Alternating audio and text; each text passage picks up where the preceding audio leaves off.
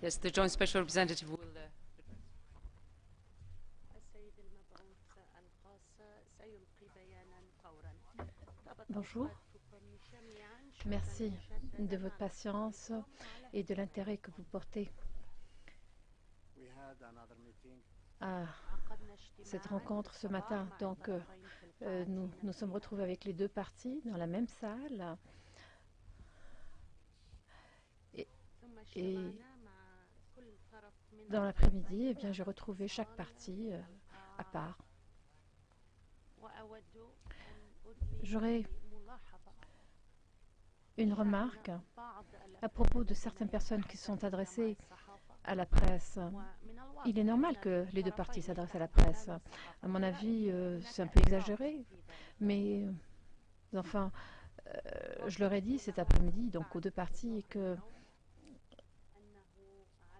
il faudrait faire montre de responsabilité, il faudrait respecter également la confidentialité des discussions, si c'est possible, et si ce n'est pas le cas, eh bien, à tout le moins, il faudrait ne pas exagérer les déclarations. S'il est vrai que quelqu'un dit que la partie représentant le gouvernement a dit des choses horribles à propos des religions et que moi je les aurais réprimandées, eh bien ce n'est pas vrai. Je ne réprimande personne. Je ne suis pas là pour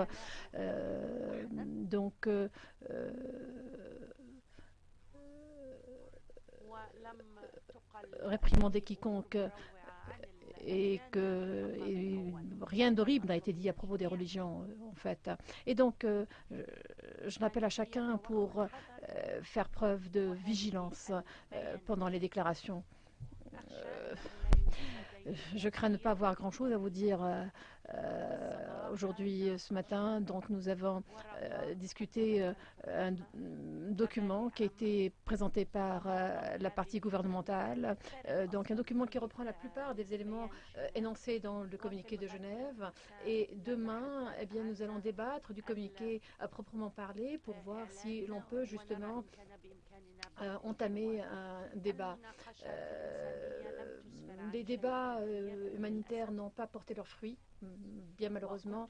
Je vous ai dit hier qu'il y avait un accord de la part du gouvernement selon lequel bien, les femmes et les enfants pourraient quitter la vieille ville de Homs. Et je pense que les débats se poursuivent quant aux modalités de ce départ. Je pense que le gouvernement ou parti gouvernemental le veut, mais ce n'est pas facile car il y a des tireurs d'élite, il y a toutes sortes d'autres problèmes.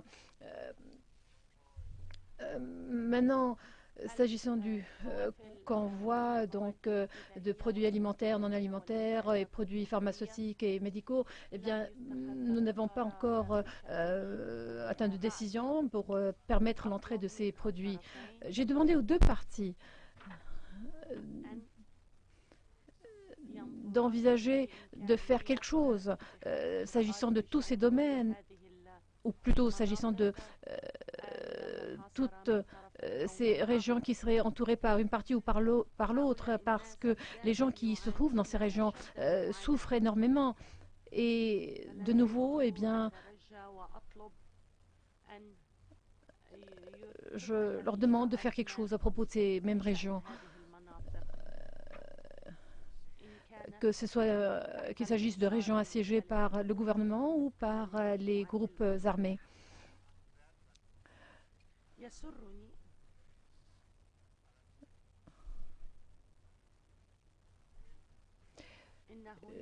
Je suis heureux de constater qu'il y ait au moins une volonté de poursuivre les discussions. Encore une fois, je le répète, on ne s'attendait pas à des miracles. Il n'y a point de miracle dans ce cas-là. Mais on ira de l'avant, on verra bien. Et on verra si l'on peut faire quelques progrès. Je vous remercie. James d'abord. James Bass de Al Jazeera en anglais. Pour la première fois aujourd'hui, vous avez parlé de transition politique. Je sais qu'il s'agit là d'une évidence, mais d'un côté, vous avez l'opposition qui dit que le président Assad et son entourage puissent en faire partie, et de l'autre côté, eh bien, la partie gouvernementale dit qu'il doit rester. Comment pouvez-vous donc combler ce fossé? Mais si vous avez des idées, eh bien, je suis preneur, monsieur. Moussa?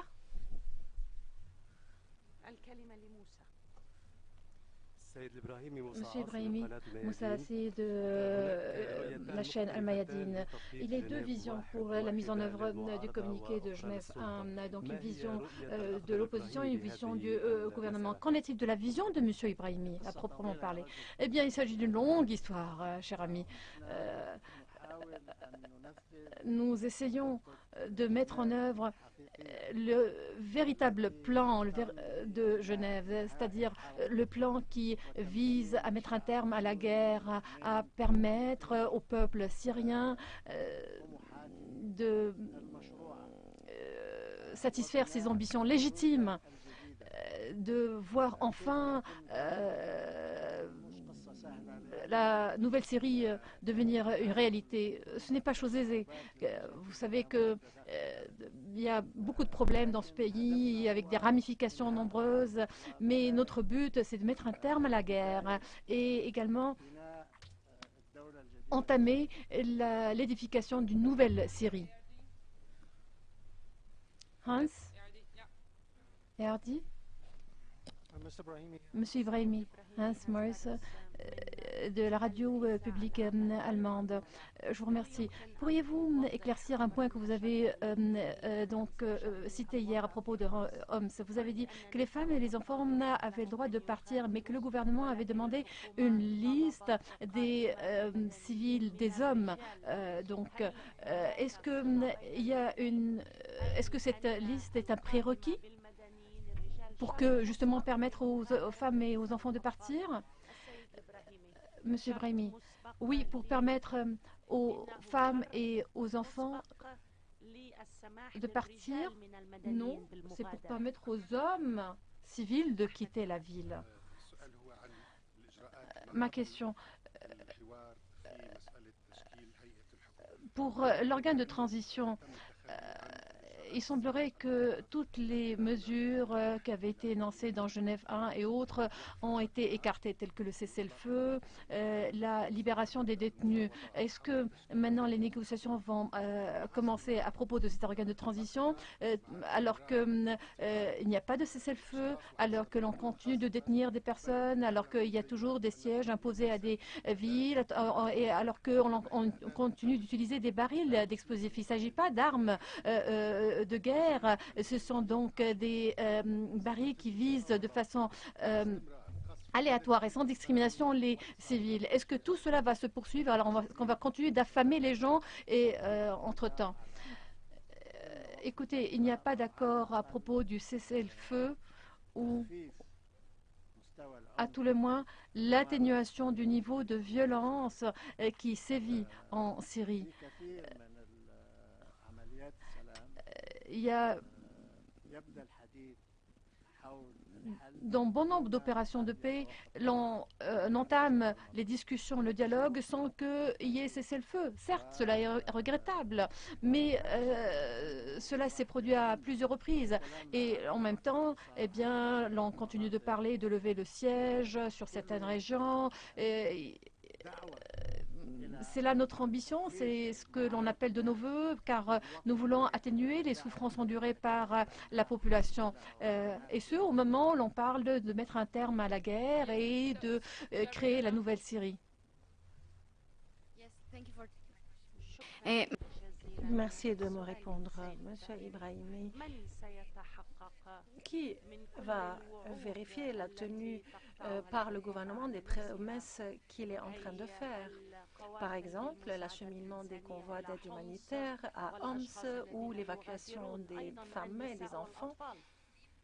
De plus, si ces femmes et ces enfants peuvent partir de façon tout à fait... est-ce qu'elles peuvent partir de façon volontaire ou cela est-il obligatoire? Madame, bien sûr, partir de Homs pour les femmes et les enfants demeure une question tout à fait volontaire et libre. Les Nations Unies ainsi que le Comité international de la Croix-Rouge sont tous deux présents sur place. Et les convois chargés de produits de première nécessité, alimentaires comme non alimentaires, pourraient éventuellement, le cas échéant, être acheminés vers et à l'intérieur de Homs par l'intermédiaire des Nations Unies. La Croix-Rouge donc et les Nations Unies sont tous deux présents et s'assureront s'il y a des femmes et des enfants qui sortent de Homs. Question suivante. Je suis Ahmad Zakaria, correspondant de la radio Al-Koul. Vu que votre décision demeure prépondérante dans ces négociations, comment considérez-vous les tergiversations par la délégation du régime en ce qui concerne l'atermoiement de la création d'un organe de transition? Monsieur, je ne sais pas comment répondre à des questions qu'on peut appeler de questions minées. C'est une question extrêmement dangereuse. Et là, c'est comme si on demandait à un époux, avez-vous arrêté de battre votre femme, oui ou non? Donc, qu'aurait-il à répondre? Voilà, vous me mettez dans cette situation.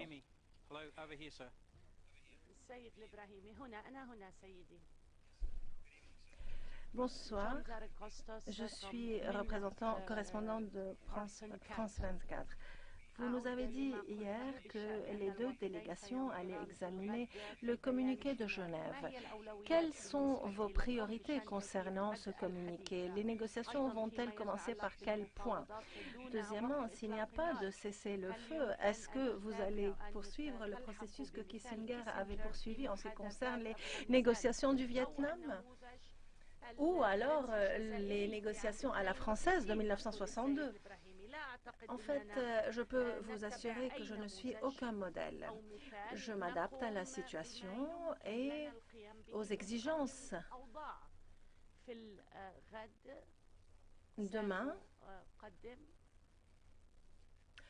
nous allons examiner le communiqué de Genève que les deux parties connaissent et nous allons décider en coopération avec les deux délégations l'examen des éléments principaux de ce communiqué, parmi lesquels notamment la création d'un organe transitoire au plein pouvoir. Mais je pense que c'est là l'un des sujets les plus compliqués. Deux dernières questions, madame. Monsieur Ibrahim, nous suivons vos déclarations depuis quelques jours maintenant. Eh bien, pratiquement, aujourd'hui, par exemple, l'idée de parler de questions humanitaires qui demeure une question sensible et qui devrait rassembler les deux parties, eh bien, nous avons l'impression aujourd'hui, et si je rappelle ce que vous aviez dit auparavant, qu'il n'y a aucune décision en ce qui concerne les questions humanitaires, aucun résultat n'a été réalisé, des déclarations ont été faites que vous refusez, les souffrances continuent, mais vous dites en même temps que la bonne foi, les bonnes intentions sont toujours là. Eh bien, aujourd'hui et de façon réaliste, quelles sont vos attentes de cette conférence? Eh bien, madame, l'espoir est toujours là. Mes attentes, mes expectatives de cette conférence demeurent et se cristallisent autour de l'arrêt de la guerre et de la cessation des souffrances subies par la population. Cela ne pourra se réaliser ni aujourd'hui et encore moins demain. Il faut absolument s'armer de patience. Et j'espère de tout cœur que les deux parties syriennes pensent à leur peuple, que ce soit eux ou encore les partis qui les appuient, partis qui ne sont pas forcément présentes physiquement avec nous. Mais je forme le vœu que tous les responsables de toutes parties confondues pensent au peuple syrien. Yes, this is the last question. Just here. Dernière question. Maïsam Zaidi de Watan al-Arabi. Au travers des négociations d'aujourd'hui entre l'opposition et le régime, eh bien, l'opposition a refusé la proposition de projet présentée par le régime ainsi que l'arrêt de toute intervention étrangère. Est-ce que cela veut dire que l'opposition va demander au contraire un accroissement de l'intervention étrangère en Syrie, M. Ibrahim? Et c'est là donc une question minée.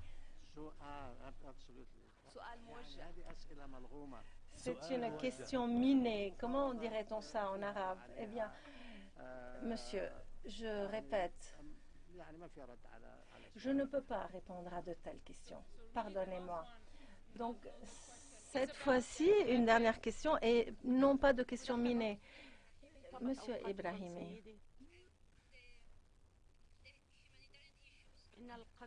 les questions humanitaires et les négociations politiques sont liées l'une à l'autre de façon tout à fait étroite. Et les deux parties n'ont pas pu prendre des mesures de renforcement de confiance dont vous nous parlez depuis près de 3 jours.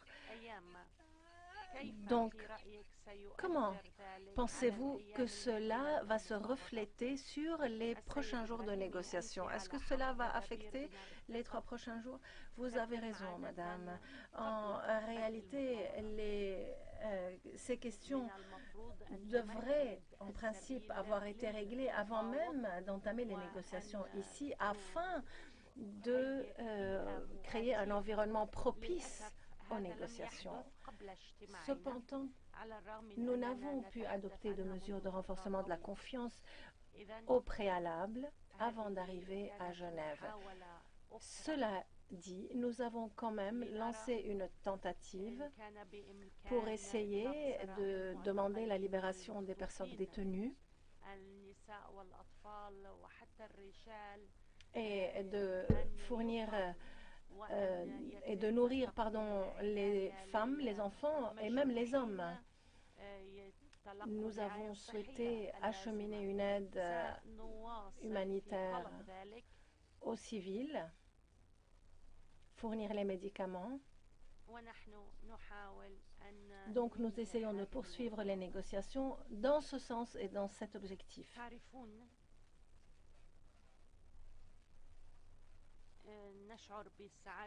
Nous sommes satisfaits de voir que cette conférence pour laquelle nous travaillons depuis le 7 mai 2013 a enfin lieu. Cela constitue en soi un pas en avant. C'est un petit pas, mais c'est quand même un pas en avant. Et quel que soit le gain réalisé, eh bien, il est irréversible. C'est pourquoi nous allons poursuivre nos efforts pour faire réussir cette conférence. Les deux parties vont coopérer et j'espère que les parties bénéficiant d'une influence vont nous aider également à aller de l'avant. Je vous remercie.